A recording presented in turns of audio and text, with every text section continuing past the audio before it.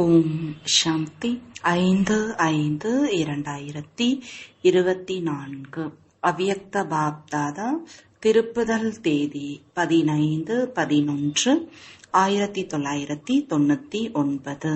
பாபாவிற்கு சமமாக ஆவதற்கான சகஜமான முயற்சி. கட்டளைக்கு கீழ்ப்படிந்தவர் ஆகுங்கள். இன்று பாப்தாதா தம்முடைய புனித அன்னப்பறவைகளின் சபையை பார்த்து கொண்டு இருக்கிறார். ஒவ்வொரு குழந்தையும் புனித அன்னப்பறவை எப்பொழுதும் மனதில் ஞான ரத்தினங்களின் சிந்தனையை செய்து கொண்டே இருக்கின்றனர். புனித அன்னப்பறவையின் வேலையே வீணானவற்றின் கூழாங்கல்லை விட்டுவிடுவது மற்றும் ஞான ரத்தினங்களை சிந்தனை செய்வதாகும். ஒவ்வொரு ரத்தினமும் எவ்வளவு விலை மதிக்க முடியாதது. ஒவ்வொரு குழந்தையும் ஞான ரத்தினங்களின் சுரங்கமாக ஆகியுள்ளனர். ஞான ரத்தினங்களின் பொக்கிஷங்களால் எப்பொழுதும் நிறைந்து உள்ளனர். இன்று பாப்தாதா குழந்தைகளிடம் ஒரு விசேஷமான விஷயத்தை சோதித்துக் கொண்டு இருந்தார். அது என்ன? ஞான யோகத்தின் சுலபமான தாரணைக்கான சுலபமான சாதனம். பாபா மற்றும் தாதாவின் கட்டளையை ஏற்று நடப்பது. தந்தையின் ரூபத்திலும் கட்டளைக்கு கீழ்ப்படிந்தவர், ஆசிரியர் ரூபத்திலும் மற்றும் சத்குருவின் ரூபத்திலும் கட்டளைக்கு கீழ்ப்படிந்தவர், 3 ரூபங்களிலும் கட்டளைக்கு கீழ்ப்படிந்தவர் ஆவது என்றால் சகஜமான முயற்சியாளர் ஆவது. ஏனென்றால் 3 ரூபங்களிலுமே குழந்தைகளுக்கு கட்டளைகள் கிடைத்துள்ளன. அமிர்த வேளை துவங்கி இரவு வரை ஒவ்வொரு நேரமும் ஒவ்வொரு காரியத்திற்காகவும் கட்டளை கிடைத்து உள்ளது. கட்டளைப்படி நடந்து கொண்டே இருந்தால் எந்த விதமான முயற்சி அல்லது கடினம் அனுபவம் ஆகாது. ஒவ்வொரு நேரத்திலும் மனதின் சங்கல்பம், வார்த்தை மற்றும் கர்மத்திற்காக 3 விதமான கட்டளைகள் தெளிவாக கிடைத்துள்ளன என்று யோசிப்பதற்கான அவசியமும் இல்லை. இதை செய்யவா வேண்டாவா, இது சரியா அல்லது தவறா யோசிக்க முயற்சி கூட செய்ய வேண்டாம். பரமாத்மா கட்டளை எப்பொழுதும் சிரேஷ்டமானது. ஆக குமாரர்கள் யாரெல்லாம் வந்திருக்கிறீர்களோ இது நல்ல குழுவாக உள்ளது. ஆக ஒவ்வொருவரும் தந்தையுடையவர் ஆனதும் தந்தைக்கு உறுதிமொழி கொடுத்து விட்டீர்களா? எப்போது தந்தையுடையவர் ஆகிவிட்டீர்களோ முதலில் எந்த உறுதிமொழியை கொடுத்தீர்கள்? பாபா, உடல், மனம், செல்வம் என்னவெல்லாம் எங்களிடம் உள்ளனவோ குமாரர்களிடம் செல்வம் அதிகமாக இருக்காது. பிறகும் கூட இவை அனைத்தும் உங்களுடையவை. இந்த உறுதிமொழியை கொடுத்து இருக்கிறீர்களா? உடலும் மனமும் செல்வமும் மற்றும் சம்பந்தமும் அனைத்தும் உங்களுடையவை. இந்த உறுதிமொழியையும் பக்காவாக கொடுத்து இருக்கிறீர்களா? எப்போது உடல், மனம், செல்வம், சம்பந்தம் அனைத்தும் உங்களுடையவை என ஆகிறதோ அப்போது என்னுடையது என்ன இருக்கிறது? பிறகு கொஞ்சம் எனது என்பது இருக்கிறதா? என்னத்தான் நடக்கிறது? உடல், மனம், செல்வம், மக்கள் அனைத்தையும் தந்தையிடம் ஒப்படைத்து விட்டீர்கள். இல்லறத்தில் இருப்பவர்கள் ஒப்படைத்து விட்டீர்களா? மதுபனை சார்ந்தவர்கள் ஒப்படைத்து விட்டீர்களா? உறுதிதானே. எப்போது மனமும் தந்தையினுடையதாக ஆகிவிட்டதோ அப்போது எனது மனமே இல்லைதானே. அல்லது மனம் என்னுடையதா? எனது என புரிந்து கொண்டு அதை பயன்படுத்த வேண்டுமா? எப்போது மனதை பாபாவிற்கு கொடுத்து விட்டீர்களோ இதுவும் நம்பி கொடுக்கப்பட்ட பொருள் ஆகிறது.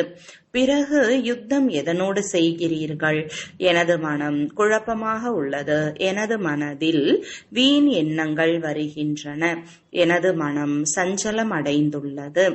எப்போது என்னுடையது இல்லையோ நம்பி ஒப்படைக்கப்பட்ட பொருள் என்று ஆகிறதோ பிறகு அந்த பொருளை எனது என புரிந்து கொண்டு பயன்படுத்தினால் இது பொறுப்பில் ஒப்படைக்கப்பட்ட பொருளை நம்பிக்கை துரோகம் செய்வது ஆகாதா? மாயை காண வாசல் நான் மற்றும் எனது. ஆக உடலும் உங்களுடையது அல்ல. பிறகு தேக அபிமானத்தின் நான் எங்கிருந்து வந்தது? மனமும் உங்களுடையது இல்லை. அப்போது எனது எனது என்பது எங்கிருந்து வந்தது? உன்னுடையதா, என்னுடையதா, பாபாவினுடையதா, அல்லது வெறுமனே சொல்வது மட்டும்தான், செய்வது இல்லையா? சொல்வது தந்தையினுடையது, ஆனால் என்னுடையது என்று நினைத்துக் கொள்வது. முதல் உறுதிமொழியை மட்டும் நினைவில் வையுங்கள். உடல் உணர்வின் நான் என்பதும் இல்லை, எனது என்பதும் இல்லை. ஆக எது பாபாவின் கட்டளையாக உள்ளதோ உடலையும் நம்மிடம் நம்பி ஒப்படைக்கப்பட்ட பொருள் என உணருங்கள். மனதையும் நம்பி ஒப்படைக்கப்பட்ட பொருள் என புரிந்து கொள்ளுங்கள். பிறகு கடின உழைப்பிற்கான அவசியம் இருக்குமா என்ன? எந்த ஒரு பலவீனம் வந்தாலும் இந்த இரண்டு சொற்களில் இருந்துதான் வருகிறது, நான் மற்றும் எனது. ஆக உங்களது உடலும் இல்லை, உடல் உணர்வின் நான் என்பதும் இல்லை. மனதில் என்ன சங்கல்பங்கள் வந்தாலும் கட்டளைப்படி நடப்பவர் என்றால் பாபாவின் கட்டளை என்ன? நேர்மறையாக யோசியுங்கள். சுப பாவனையின் சங்கல்பம் செய்யுங்கள். தவறான சங்கல்பம் செய்யுங்கள் என்பது பாபாவின் கட்டளையா என்ன? இல்லை. ஆக உங்களது மனம் இல்லை எனும்போது பிறகும் வீண் சங்கல்பம் செய்கிறீர்கள் என்றால் பாபாவின் கட்டளையை நடைமுறையில் கொண்டு வரவில்லை தானே. ஒரு சொல்லை மட்டும் நினைவில் வையுங்கள், நான் பரமாத்மா கட்டளைப்படி நடக்கும் குழந்தை. இது பாபாவின் கட்டளையா இல்லையா என்பதை யோசியுங்கள். கட்டளைப்படி நடக்கும் குழந்தை என்றால் அவருக்கு தானாகவே பாபாவின் நினைவு இருக்கும். தானாகவே அன்பானவராக இருப்பார். தானாகவே பாபாவிற்கு நெருங்கியவராக இருப்பார். ஆகவே சோதித்து பாருங்கள், பாபாவின் கட்டளைப்படி நடப்பவராம். ஒரு சொல்லை அமிர்த வேளையில் நினைவு செய்ய முடியும். நான் யார்? கட்டளைப்படி நடப்பவனா அல்லது சிறிது நேரம் கட்டளைப்படி நடப்பவர் மற்றும் சில நேரம் கட்டளையிலிருந்து விலகி இருப்பவரா? பாப்தாதா எப்போதுமே கூறுகிறார், எந்த ஒரு ரூபத்திலும் ஒரு பாபாவின் சம்பந்தம் நினைவில் இருந்தால் மனதிலிருந்து பாபா என்ற சொல் வெளிப்படுமானால் நெருக்கத்தின் அனுபவம் செய்வீர்கள். மந்திரம் சொல்வது போல வெறுமனே பாபா பாபா என்று சொல்லாதீர்கள். அவர்கள் ராம் ராம் என்று கூறுகிறார்கள், நீங்கள் பாபா பாபா என்று சொல்கிறீர்கள். ஆனால் மனதிலிருந்து பாபா என்பது வெளிப்பட வேண்டும். ஒவ்வொரு கர்மம் செய்வதற்கு முன்பும் முதலில் சோதித்து பாருங்கள். மனதிற்காக, உடலுக்காக அல்லது செல்வத்திற்காக பாபாவின் கட்டளை என்ன? குமாரர்களிடம் எவ்வளவு சிறிது செல்வம் இருந்தாலும் பாபா என்ன கட்டளை கொடுத்துள்ளார்? செல்வத்தின் கணக்கை எவ்விதமாக வைக்க வேண்டும் என்று சொல்லி இருக்கிறார். அவ்வாறு வைத்து இருக்கிறீர்களா? அல்லது எவ்வாறு தோன்றுகிறதோ அதுபோல நடத்துகிறீர்களா? ஒவ்வொரு குமாரும் பணத்தின் கணக்கையும் வைக்க வேண்டும். பணத்தை எங்கே எப்படி பயன்படுத்துவது? மனதையும் எங்கே எப்படி பயன்படுத்துவது? உடலையும் எங்கே எப்படி ஈடுபடுத்துவது? இந்த அனைத்து கணக்கும் இருக்க வேண்டும். தாதிகள், நீங்கள் தாரணைக்கான வகுப்பை நடத்தும் பொழுது புரிய வைக்கிறீர்கள் தானே? பணத்தை எப்படி பயன்படுத்துவது என்பது பற்றி என்ன கணக்கு வைப்பீர்கள்? குமாரர்களுக்கு தெரியும் எப்படி கணக்கு வைப்பது, எங்கே ஈடுபடுத்துவது, இது தெரியும் தானே? சிலர் கை உயர்த்தி கொண்டிருக்கிறார்கள். புதிதாக வந்தவர்களும் உள்ளனர். இவர்களுக்கு தெரியாது என்னென்ன செய்ய வேண்டும் என்பதை இவர்களுக்கு அவசியம் சொல்ல வேண்டும்.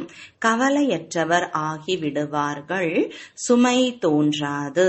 ஏனென்றால் உங்கள் அனைவரின் லட்சியம் குமார் என்றால் ஒளி, டபுள் லைட். குமாரர்களுக்கு லட்சியம் உள்ளது அல்லவா? முதல் நம்பரில் வர வேண்டும் என்று. ஆகவே லட்சியத்துடன் கூடவே லட்சணமும் இருக்க வேண்டும். லட்சியம் மிக உயர்ந்ததாக உள்ளது. ஆனால் லட்சணம் இல்லை என்றால் லட்சியம் வரை சென்றடைவது கடினமாகிவிடும். எனவே பாபாவின் கட்டளையை எப்பொழுதும் புத்தியில் வைத்து பிறகு காரியத்தில் கொண்டு வாருங்கள். பாப்தாதா இதற்கு முன்பும் புரிய வைத்திருக்கிறார். பிராமண வாழ்க்கையின் முக்கிய பொக்கிஷங்கள் சங்கல்பம், சமயம் மற்றும் சுவாசம். உங்களது சுவாசம் கூட மிகவும் மதிப்பு வாய்ந்தது. ஒரு சுவாசம் கூட சாதாரணமாக இருக்கக்கூடாது, வீணானதாக போகக்கூடாது. பக்தியில் சொல்கிறார்கள், ஒவ்வொரு சுவாசத்திலும் தங்களின் இஷ்ட தெய்வத்தை நினைவு செய்யுங்கள். ஒரு சுவாசம் கூட வீணாக கூடாது. ஞானத்தின் பொக்கிஷம், சக்திகளின் பொக்கிஷம் இவை இருக்கவே செய்கின்றன. ஆனால் முக்கியமான இந்த 3 பொக்கிஷங்கள் சங்கல்பம், சமயம் மற்றும் சுவாசம் கட்டளைப்படி பயனுள்ளதாக ஆகின்றனவா? வீணாக போகவில்லையே. ஏனென்றால் வீணாக போவதால் சேமிப்பு ஆவது இல்லை. மேலும் சேமிப்பு கணக்கை இந்த சங்கம யுகத்தில் தான் சேமிக்க வேண்டும்.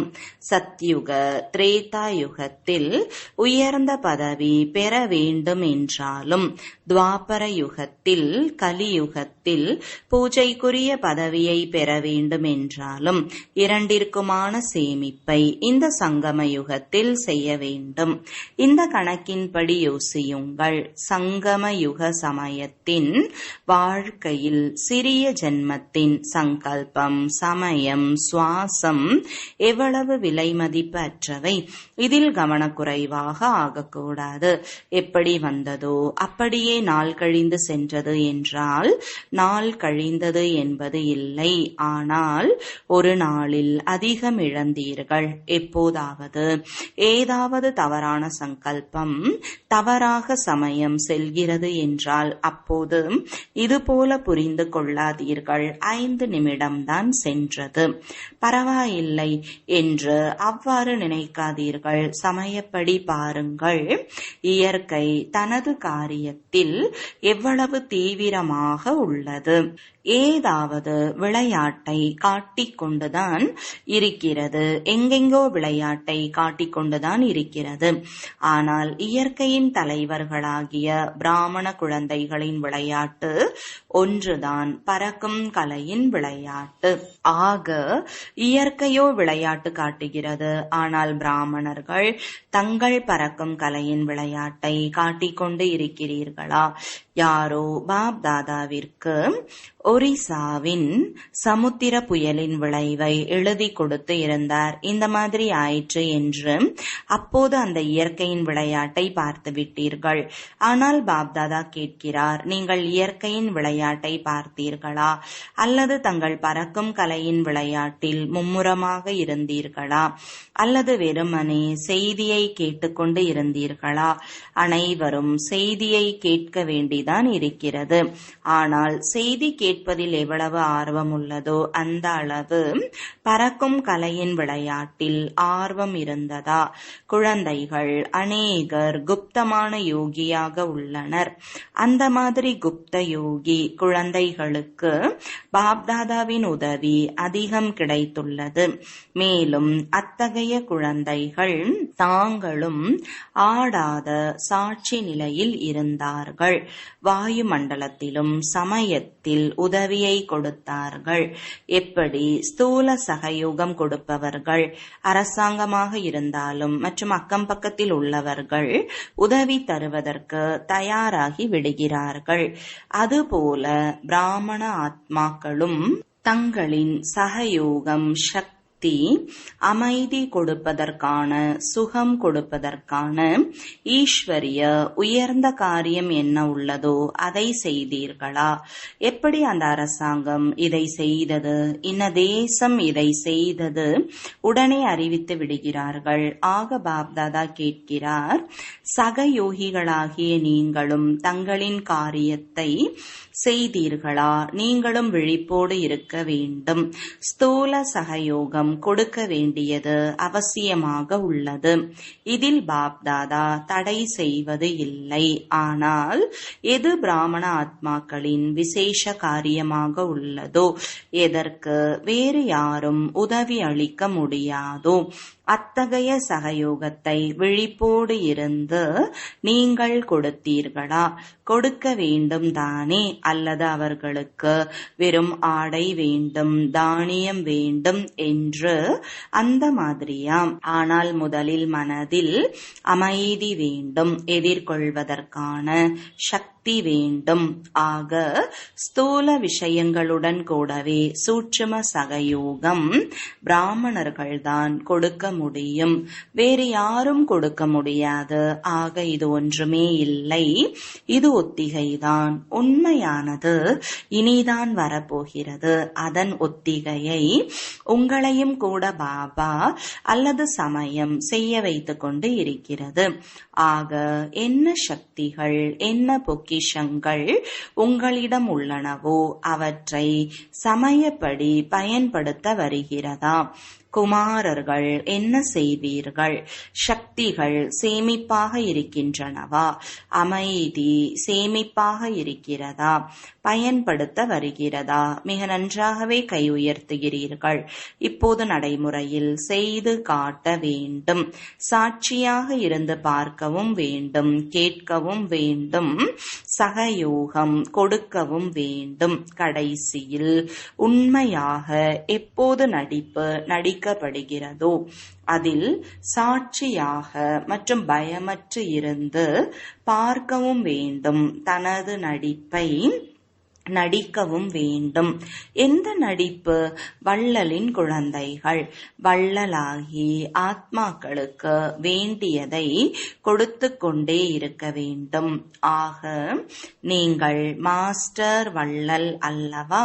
ஸ்டாக்கை சேமியுங்கள். எவ்வளவு இருப்பு உங்களிடம் இருக்குமோ அவ்வளவு நீங்கள் கொடுக்கும் வள்ளலாக ஆக முடியும். கடைசி வரை தனக்காக மட்டும் சேமித்துக் கொண்டு இருந்தீர்கள் என்றால் வள்ளலாக முடியாது.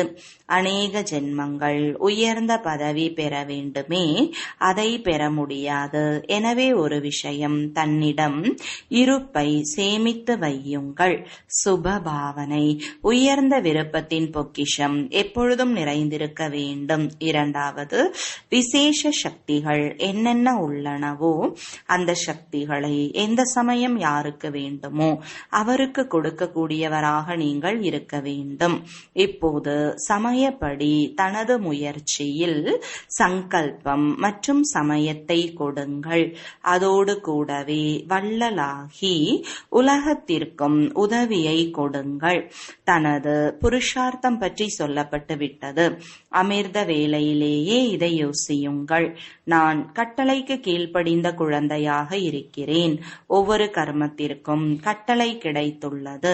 எழுதுவதற்கு, எழுவதற்கு, உறங்குவதற்கு, உண்பதற்கு, கர்மயோகி ஆவதற்கு அனைத்திற்கும் கட்டளை கிடைத்துள்ளது. ஒவ்வொரு கர்மத்திற்கான கட்டளையும் கிடைத்துள்ளது. கட்டளைப்படி நடப்பவராக ஆவதுதான் பாபாவிற்கு சமமாக ஆவதாகும். ஸ்ரீமத் படி நடக்க வேண்டும். மனதின் வழியும் கூடாது, மற்றவர்களின் வழியும் கூடாது, வேறு வழிமுறை எதையும் சேர்க்க கூடாது. சில நேரம் மனதின் வழிபடையும் சில நேரங்கள் மற்றவர்கள் வழிபடியும் செல்வீர்கள் என்றால் கடின உழைப்பு செய்ய வேண்டியதிருக்கும். சுலபமாக இருக்காது. ஏனென்றால் மனதின் வழியும் மற்றவர்களின் வழியும் பறக்க விடாது. மனதின் வழியும் மற்றவர்களின் வழியும் சுமை உள்ளதாக இருக்கும். சுமை பறக்க விடாது. ஸ்ரீமத் டபுள் லைட் ஆக்கிவிடும். ஸ்ரீமத் படி நடப்பது என்றால் சகஜமாக பாபாவிற்கு சமமாக ஆவதாகும். ஸ்ரீமத் படி நடப்பவர்களை எந்த ஒரு குழப்பமான சூழலும் கீழே கொண்டு வர முடியாது. எனவே ஸ்ரீமத் படி நடக்க வருகிறதா? நல்லது. இப்போது குமாரர்கள் என்ன செய்வீர்கள்? அழைப்பு கிடைத்தது, சிறப்பான உபச்சாரம் ஆயிற்று. பாருங்கள் எவ்வளவு செல்லமானவர்களாக ஆகியிருக்கிறீர்கள். இப்போது அனைவரும் இனி என்ன செய்ய போகிறீர்கள்? பதில் கொடுங்கள். அல்லது அங்கே போய்விட்டால் அங்கே அப்படியே இருந்து விடுவீர்கள், இங்கே வந்தால் இங்கே இருக்கும் வரைதான் என. அப்படியா? அந்த மாதிரி இல்லைதானே. இங்கோ மிகுந்த மகிழ்ச்சியில் இருக்கிறீர்கள். மாயையின் போராட்டத்தில் இருந்து பாதுகாப்பாக இருக்கிறீர்கள். மதுவனத்தில் கூட மாயை வருகிறது என்று யாராவது இருக்கிறீர்களா? மதுவனத்தில் கூட முயற்சி செய்ய வேண்டியுள்ளது என்று அந்த மாதிரி யாராவது இருக்கிறீர்களா? பாதுகாப்பாக இருக்கிறீர்கள். நல்லது. பாப் தாதாவும் மகிழ்ச்சி அடைகிறார். சமயம் வரும், அப்போது இளைஞர்களின் குழுவின் மீது அரசாங்கத்தின் பார்வை செல்லும். ஆனால் எப்போது நீங்கள் தடைகளை வென்றவர் ஆகிவிடுகிறீர்களோ அப்போதுதான் அவ்வாறு செல்லும். தடைகளை வென்றவர் என்பது யாருடைய பெயர்? உங்களுடையதுதானே. யாராவது குமாரை எதிர்கொள்வதற்கு தடைகளுக்கு தைரியம் கிடையாது என்று இருக்க வேண்டும். அப்போதுதான் உங்களை தடைகளை வென்றவர் என சொல்வார்கள். தடைகள் தோல்வி அடையலாம், ஆனால் அவை உங்களோடு போராடக்கூடாது. தடைகளை வென்றவர் ஆவதற்கு தைரியம் உள்ளதா?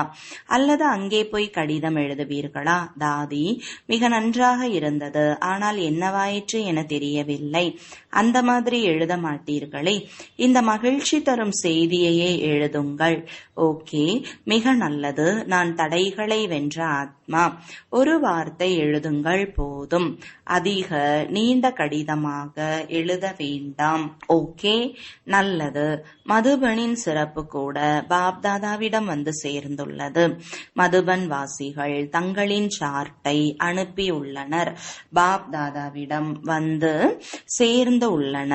பாப்தாதா குழந்தைகள் அனைவரையும் கட்டளையை ஏற்றுக்கொள்ளும், கட்டளைப்படி நடக்கும் குழந்தைகள் என்ற பார்வையோடு பார்க்கிறார். விசேஷ காரியம் கிடைத்தது என்றால் எவரடியாகி அதை செய்தார்கள். இதற்காக விசேஷ வாழ்த்துக்களை கொடுத்து கொண்டிருக்கிறார். நல்லது. ஒவ்வொருவரும் தங்களுடைய நிலை பற்றி தெளிவாக எழுதியுள்ளனர். நீங்களும் முடிவை பார்த்து வகுப்பு நடத்த வேண்டும். தங்கள் நிலையை பற்றி சார்ட் நன்றாக எழுதியுள்ளனர். பாப் தாதாவோ வாழ்த்துக்களை கொடுத்து கொண்டே இருக்கிறார். உண்மையான மனதில் உண்மையான பிரபு திருப்தி அடைவார். நல்லது. நாலாபுறமும் உள்ள பாப்தாதாவின் கட்டளைப்படி நடக்கும் குழந்தைகளுக்கு, எப்பொழுதும் தடைகளை வென்ற குழந்தைகளுக்கு, எப்பொழுதும் ஸ்ரீமத் படி சகஜமாக நடக்கக்கூடிய, கடின உழைப்பில் இருந்து விடுபட்டு இருக்கக்கூடிய, எப்பொழுதும் மகிழ்ச்சியில் பறக்கக்கூடிய, பறக்க வைக்கக்கூடிய, அனைத்து பொக்கிஷங்களில் நிரம்பியவராக இருக்கக்கூடிய அத்தகைய பாபாவின் நெருங்கிய மற்றும் சமமாக இருக்கக்கூடிய குழந்தைகளுக்கு மிக மிக அன்பு நினைவுகள் மற்றும் வணக்கங்கள்.